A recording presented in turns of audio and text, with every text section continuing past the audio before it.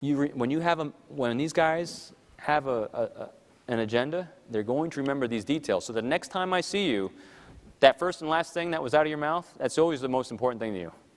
That'll be what I start with next time, because that was important to you. And you'll be impressed that, wow, you were listening to me, and you remember. I had that with that one Ukraine guy I was working. I remember he sat down at one of the next meetings. He wanted to get right to business, and he goes, no, because last time he had been having a problem with his daughter trying to graduate from college. And I said, shh. I said, slow down. I said, what's going on with your daughter? And he just looked at me. He's like, oh my God, you want to talk about my daughter? Okay. So we spent 20 minutes talking about the daughter first, because that's what was important to him, not me. If I have my ego suspended, I don't have a problem making misstatements.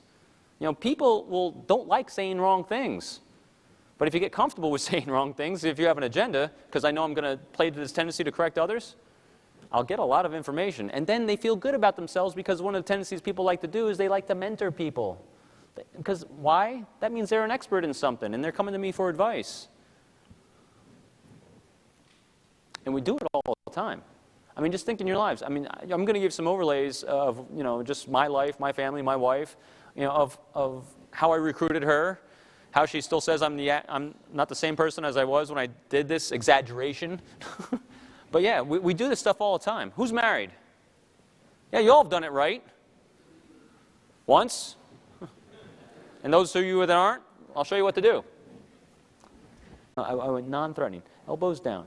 Light hold on this. Head tilt, slightly to the side. Showing the ventral splay. In other words, like a dog. Put my tail between my legs. I will not try to fuel your fire, brother. So I'm sitting there like this. So we go through the light.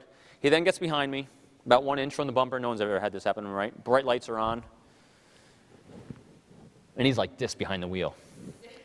And I'm like, oh my God. And so he takes me through a couple turns, so he's no doubt he is on me, right on my bumper. And so next thing I try to keep non-threatening the entire time. I didn't try to avoid gaze. I looked in the rear view mirror, and I was trying to show softness, show de-escalation. So non-threatening lane, right lane, right? I moved over to the right lane to see if non-verbals alone would help calm this guy down.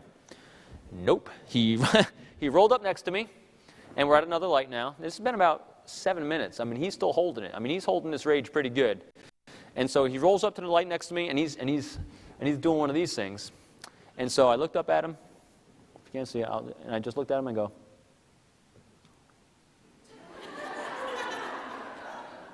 I mouthed, I'm sorry. And he looks down at me, and he looks down at me and goes.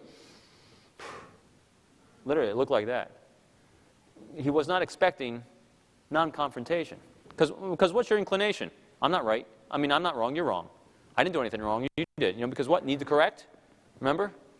Ego suspension. Number one thing works? Yes. Everywhere. Everywhere. So I mouthed, I'm sorry. I had some melting here.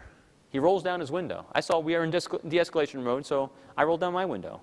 He looks down at me and he goes, it's idiots like you that cause accidents. I know. I said I was sorry. More melting. And I got my daughter in the back seat. Tone rapidly de-escalated like that. And he said, I got my daughter in the back seat. I said, yeah, I know. I have kids too. Haven't you ever made a mistake?